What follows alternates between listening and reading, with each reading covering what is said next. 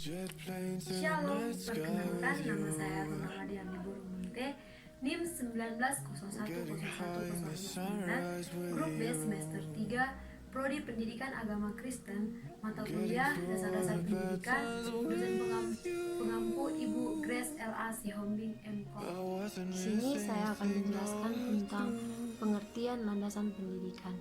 Landasan pendidikan adalah dasar, tumpuan, ataupun asas konseptual yang menyelubungi pendidikan secara keseluruhan. Biasanya yang dibahas di dalam landasan pendidikan ini adalah terkait tentang hakikat manusia sebagai makhluk pembelajaran, situasi, proses perubahan sosial, aliran pelaksanaan, hingga permasalahan-permasalahan pendidikan itu sendiri. Kemudian, fungsi dari landasan pendidikan adalah pertama sebagai pijakan utama yang kokoh, adil untuk memastikan keadilan pendidikan seperti dalam landasan hukum pendidikan. Yang kedua, barometer utama untuk memastikan kualitas pendidikan yang terarah sesuai dengan kebutuhan dan tujuannya. Yang ketiga, landasan perlindungan hukum untuk menjaga keadilan dan kemerataan pendidikan itu. Dan yang terakhir, perlindungan fungsi pendidikan pada perkembangannya agar tidak disalahgunakan untuk hal-hal yang tidak penting ataupun hal-hal yang buruk. Dan saya akan menjelaskan tentang tujuan landasan pendidikan itu. Adapun tujuan dari landasan pendidikan adalah pendidikan menjadi hak seluruh manusia tanpa syarat apapun. Yang kedua, pemerataan pendidikan baik dari segi kualitas maupun kuantitasnya bagi seluruh umat manusia. Yang ketiga, terjaganya hak pendidikan bagi seluruh kalangan tanpa terkecuali. Dan yang keempat adalah pendidikan ini berfungsi sebagaimana mestinya, yakni memajukan dan membantu manusia untuk tidak disalahgunakan dalam hal-hal yang lain. Kemudian ada beberapa ahli mengartikan landasan pendidikan ini. Yang pertama menurut Tatang Syarifuddin. Menurut Tatang Syarifuddin, landasan pendidikan adalah seperangkat asumsi yang dijadikan titik tolak dalam pendidikan. Maksud dari istilah ini adalah landasan pendidikan dapat diatur sebagai seperangkat asumsi yang dijadikan titik tolak dalam rangka praktek pendidikan ataupun studi pendidikan itu. Menurut Suyitno ada dua jenis landasan pendidikan. Yang pertama adalah landasan bersifat material. Maksud dari landasan ini adalah yaitu landasan yang mengarah pada bentuk fisik ataupun bangunannya. Dan yang kedua adalah landasan bersifat konseptual. Maksud dari landasan ini adalah yaitu landasan yang mengarah pada konsep ataupun teori. Kemudian ada beberapa jenis-jenis dari landasan pendidikan. Yang pertama adalah landasan religius pendidikan. Landasan religius pendidikan diambil dari nilai-nilai religi, keagamaan, dan kepercayaan. Kemudian landasan filosofis pendidikan, yakni nilai-nilai filosofis yang dijadikan standar tolak ukur dalam suatu sistem pendidikan. Dan yang ketiga, landasan ilmiah pendidikan, yaitu konsep ataupun teori yang diambil dari berbagai disiplin ilmu yang berkaitan dan mempengaruhi proses dan praktek pendidikan tersebut. Misalnya saja ilmu psikologi, sosiologi, dan sebagainya. Dan yang terakhir adalah landasan yuridis atau landasan hukum pendidikan. Landasan pendidikan yaitu yang mengacu pada konsep ataupun teori yang berasal dari perundang-undangan yang berlaku di Indonesia.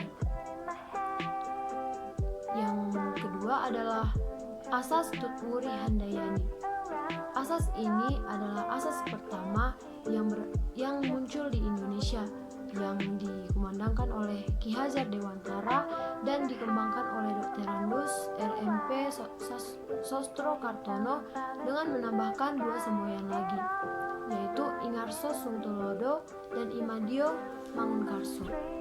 Kini ketiga semboyan itu telah menyatu menjadi satu kesatuan asas, yaitu inarso sum tulodo, maksudnya adalah jika di depan memberi contoh. Yang kedua adalah ing madio mangun karso. Adapun maksudnya adalah jika di tengah-tengah memberi dukungan dan semangat. Dan yang ketiga, tut uri handayani. Maksudnya adalah jika di belakang memberi dorongan. Adapun tujuan dari asas tut uri handayani itu sendiri adalah yang pertama, pendidikan dilaksanakan tidak menggunakan syarat paksaan. Yang kedua, pendidikan adalah pengulangan yang mengandung makna. Makna maksudnya adalah momong, among, dan ngemong. Maksud dari among yaitu mengembangkan kodrat alam anak dengan tuntutan agar anak didik dapat mengembangkan hidup batin menjadi subur dan selamat. Kemudian momong maksudnya adalah mengamat-amati anak agar dapat tumbuh menurut kodratnya. Dan ngemong maksudnya adalah kita harus mengikuti apa yang ingin diusahakan anak sendiri dan memberi bantuan pada saat anak itu membutuhkannya. Dan ketiga adalah pendidikan menciptakan tertib dan damai. Yang keempat, pendidikan itu tidak mengujuk, maksudnya adalah tidak memanjakan anak didik. Dan yang terakhir, pendidikan menciptakan iklim tidak terperintah, memerintah diri sendiri dan berdiri di atas kaki sendiri ataupun mandiri dalam diri anak didik. Implikasi penerapan asas tut uri handayani terhadap pendidik yaitu ada 4 poin.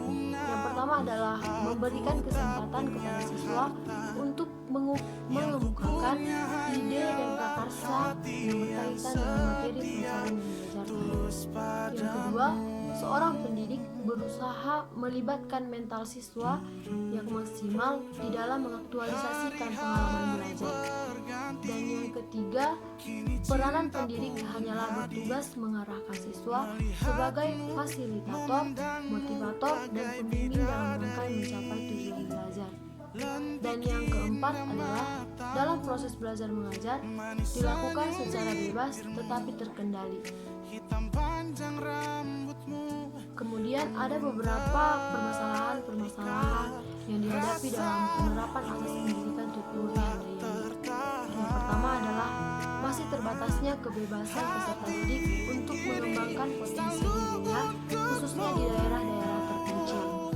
Yang kedua, ujian nasional menjadi pedoman kelulusan bagi para siswa. Yang ketiga, masalah peningkatan mutu pendidikan yang sampai sekarang masih diupayakan oleh pemerintah.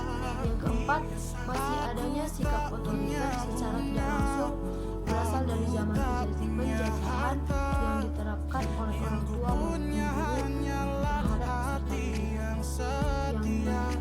Kemudian masih terbatasnya lapangan pekerjaan akan jurusan tertentu mengakibatkan peserta didik masih belum bebas dalam membuat keputusan. Dan yang terakhir adalah sejarah bangsa Indonesia yang pernah dijajah oleh negara asing menyebabkan mental bangsa Indonesia dalam pengembangan kualitas pendidikan terbawah hingga sekarang.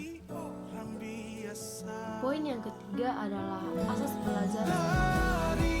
Adapun maksud dari asas belajar sebagai suatu konsep, ide, gagasan pokok yang berlangsung dalam diri individu. Dalam konsep ini juga belajar tidak hanya berlangsung di lembaga-lembaga pendidikan saja. Kemudian prinsip belajar sepanjang hayat. Ada 4 poin. Yang pertama adalah pendidikan hanya berakhir bila manusia telah meninggalkannya. Kemudian pendidikan luar sekolah merupakan motivasi yang kuat bagi peserta didik berperan dalam merencanakan dan melakukan kegiatan belajar secara terorganisir dan sistematis. Yang ketiga, kegiatan belajar bertujuan untuk memperoleh, memperbaharui, dan juga meningkatkan pengetahuan, sikap, keterampilan, dan aspirasi. Dan yang terakhir adalah pendidikan memiliki tujuan berangkai dalam mengembangkan kepuasan. Adapun fungsi dari belajar sepanjang hayat adalah sebagai kekuatan ataupun memotivasi bagi peserta didik agar mereka belajar berdasarkan dorongan dan arahan dari dirinya dengan cara berpikir dan berbuat di dalam dan terhadap dunia asas kemandirian dalam belajar. Adapun maksud asas kemandirian dalam belajar, kita mengartikan kemandirian terlebih dahulu. Kemandirian itu adalah sebagai aktivitas belajar yang berlangsung lebih didorong oleh kemauan sendiri, pilihan sendiri dan tanggung sendiri dari pembelajaran. Adapun strategi belajar mengajar yang dapat mengembangkan kemandirian dalam belajar adalah yang pertama, cara belajar siswa aktif, kedua, belajar dari modul, paket belajar, dan sebagainya. Yang ketiga, belajar dengan didukung oleh suatu pusat sumber belajar yang memadai. Yang kemudian, kegiatan belajar dalam mengembangkan kemandirian. Kemandirian belajar menurut para ahli ada 3. Yang pertama adalah Cabib Toha. Menurut dia, kemandirian merupakan sifat dan perilaku mandiri yang merupakan salah satu unsur sikap. Kedua, menurut Charles, yaitu kemandirian diartikan sebagai suatu keinginan untuk menguasai dan mengontrol tindakan sendiri bebas dari kontrol orang lain. Dan yang ketiga adalah Herman Holston. Menurut Herman Holston, kemandirian belajar adalah sikap mandiri yang dengan inisiatifnya sendiri mendesak jauh ke belakang. Setiap pengendalian dapat juga terungkap sebagai kewaskaryaan. Sekian dan terima kasih.